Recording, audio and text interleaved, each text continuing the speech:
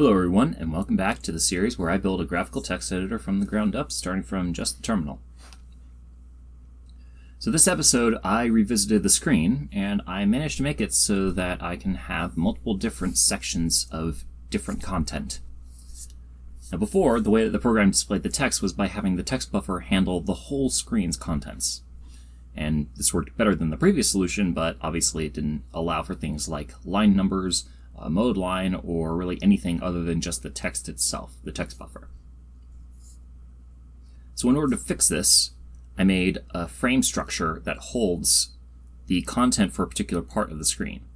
So there would be a frame structure for the number line, a frame structure for the text, a frame structure for the mode line, etc. And these frames get updated by their respective parts of the editor. And then those updates are drawn individually. So if I change modes, then the mode line would get updated, and then it prints the result to the screen without having to worry about anything else. It's pretty simple, and so far it works great.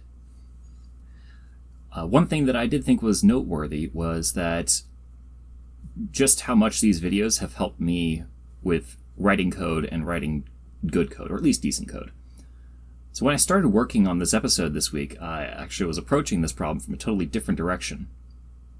I had a screen class that covered the entire screen, and then individual frames that would set an update flag, and then whenever an update flag was detected by the screen, it would redraw the screen. Not just part of it, the entire screen. So if I changed modes, it would reprint the entire screen. If I entered in a command, it would redraw the entire screen just to print that single character that I had entered. And obviously this is not ideal. It's a lot of printing for relatively minor things like changing one line of text. So the optimization that I found was what I just described, where instead every single part of the editor draws its frames by itself without any interaction from the rest of the program. Now, I'm sure there are some optimizations I could make, especially in the text buffer, but compared to how things were, this is still substantially better.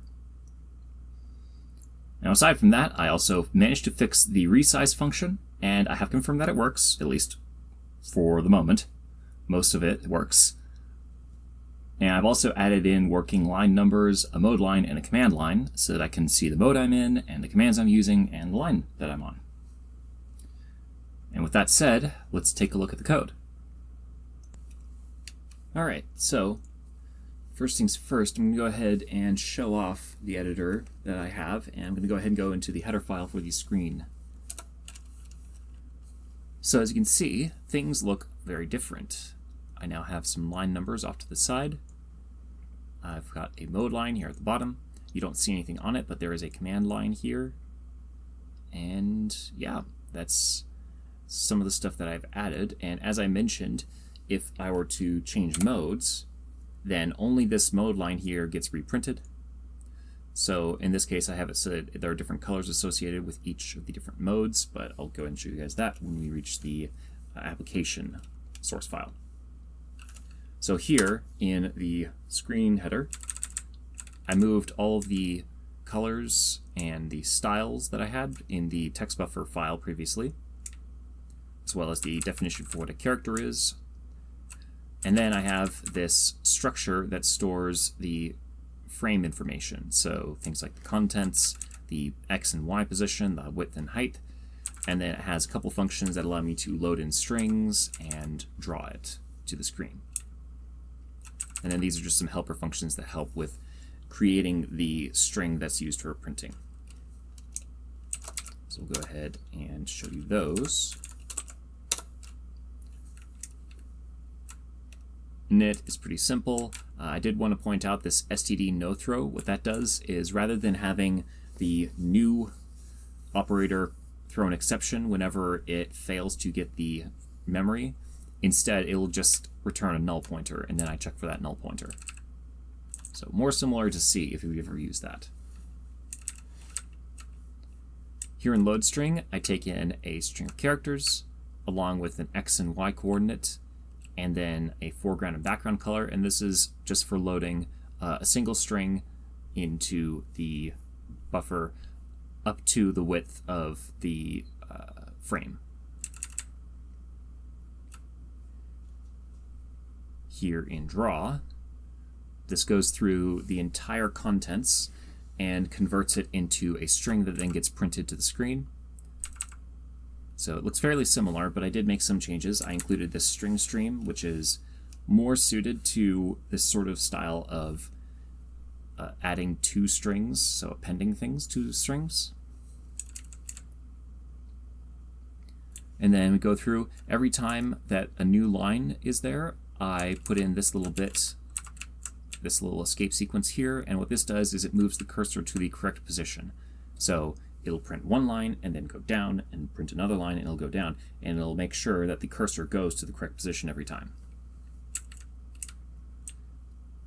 And then this parse here goes through and checks all of the foreground, background, and style enums that are stored in each character and makes sure that everything is sequenced and then set up properly.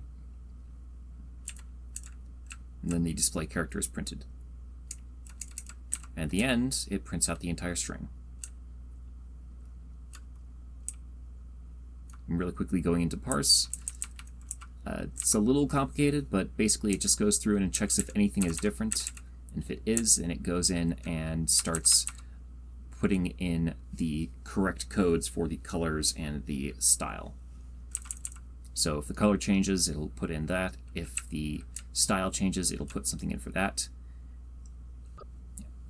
And then at the end, it returns that string.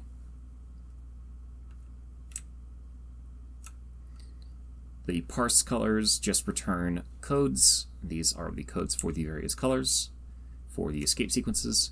And then parse style was a lot more complicated because the way that you remove a style that you don't want anymore is different. So basically, you have to use certain codes to remove that. So like if you want to remove bold, you have to use this code 22. If you want to remove italics, then use 23. And then in order to add things back, you have to use a different set of codes. So in this case, I put this semicolon to separate it because that's what you do with all of these sort of styling codes or coloring codes. And then in this case for bold, it's 1, and for different ones, it's a different number.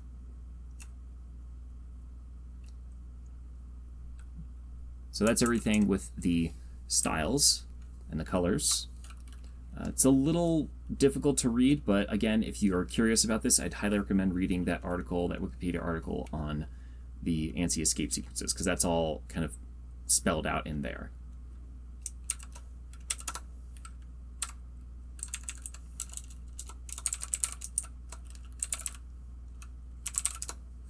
So looking at the text buffer, because that's some more changes happened there. We go down, you can see that at this kind of initializing step, I initialize the number column and the text area, and those are each separate frames. And then the init, or the load buffer, I go through and initialize both of those, and then call update frame.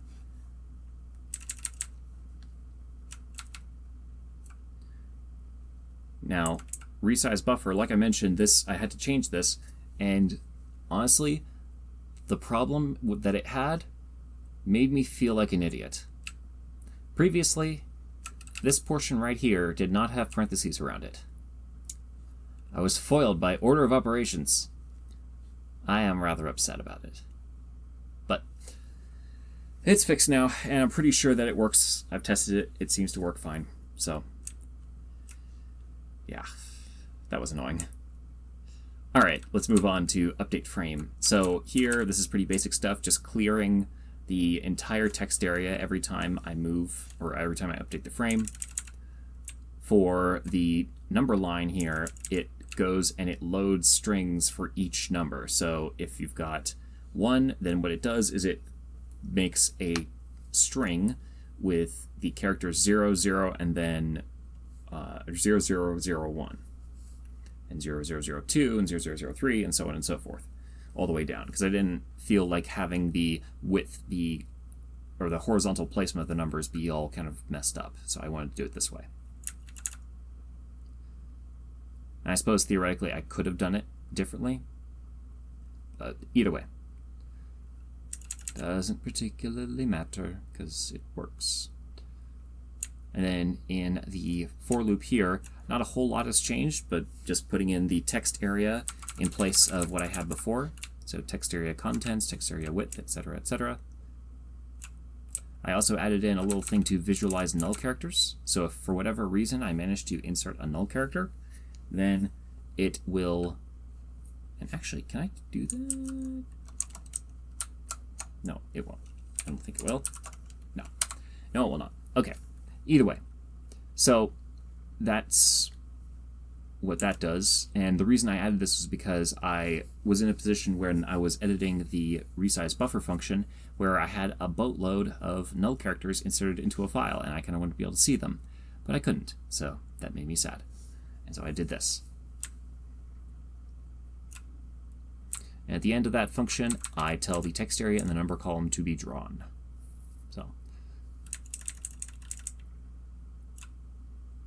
So get cursor position has really not changed much at all. Shift up, a little bit of a change. So I added this screen start line variable, and that just tracks the top number here, and so that I can figure out what numbers to print.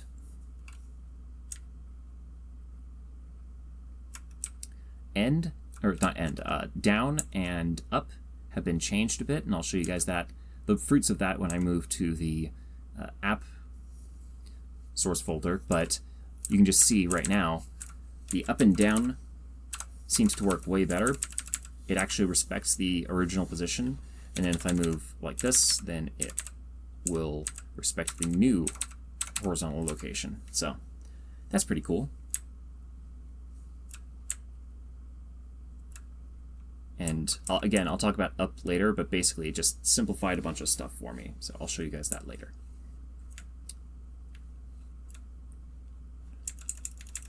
One thing that I did add here, I've added a function to take place of what I was using delete. So originally delete was done by advancing by 1 and then removing.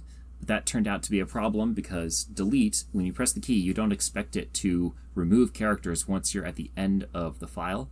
And the way that I had implemented it caused it to still do that because the advance would fail and then the remove would still fire and remove a character in the exact same way. So the way that I fixed it is basically just kind of reversing what I did with remove. So in this case, instead of decrementing the precursor index, it increments the postcursor index, and if it reaches the end of the postcursor index, or I guess the index reaches capacity, then it fails. So that's all that has happened within the text buffer, and then let's go ahead and take a look at the app source file. So in here, I added in these mode strings that represent this set of characters, and I also have all the colors for each mode.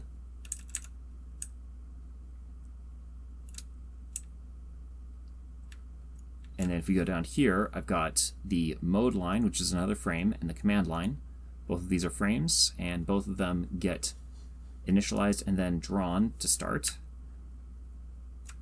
And then anytime something is updated in either of them, then they get redrawn. So in this case, update mode line goes through and it finds the string based on the current mode, as well as the file name, and then puts everything together.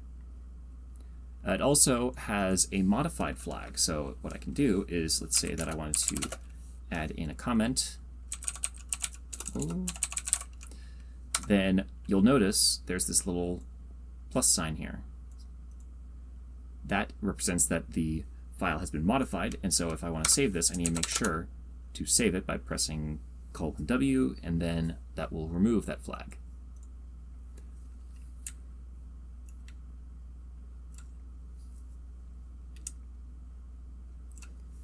Now, I mentioned something about up and down. Basically what I did was I took the cursor position horizontally and I have it stored in the application. And so whenever I move left or right, it changes it, and then it stores it that way.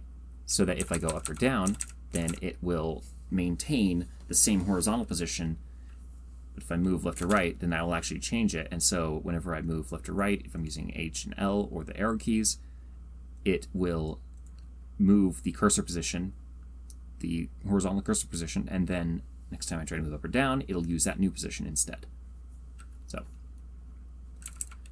So moving on, any place where the mode is changed, the mode line needs to be updated. And anytime the command is changed, so if I want to insert a command, then you'll see that it inserts this little colon character. That's done right here. And since I pressed escape, that also modifies the command line. This is where that modified flag gets used or checked, and then set.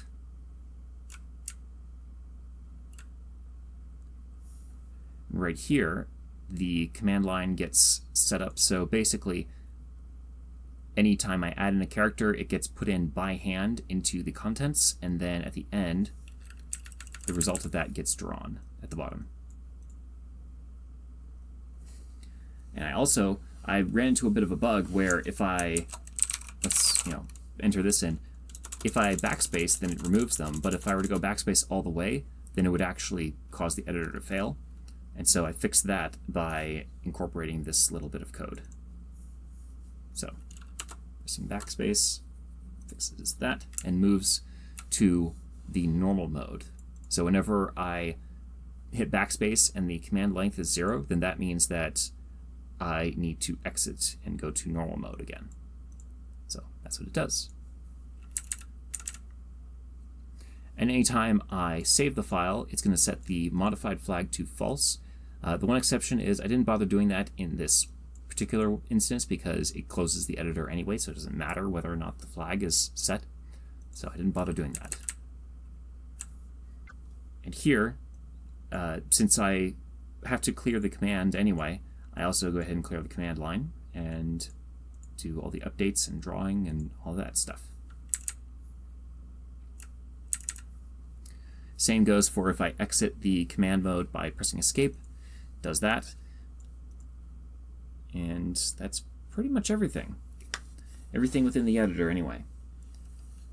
Now, there is something else that I wanted to mention, so I'll go ahead and exit.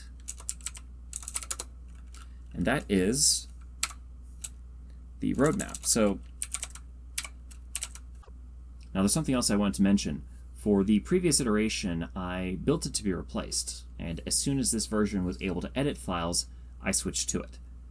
However, the next version, the graphical text editor, is a little different, because if I continued putting effort into this version of the editor, then I could easily get to the point where I have something as good as a modern editor.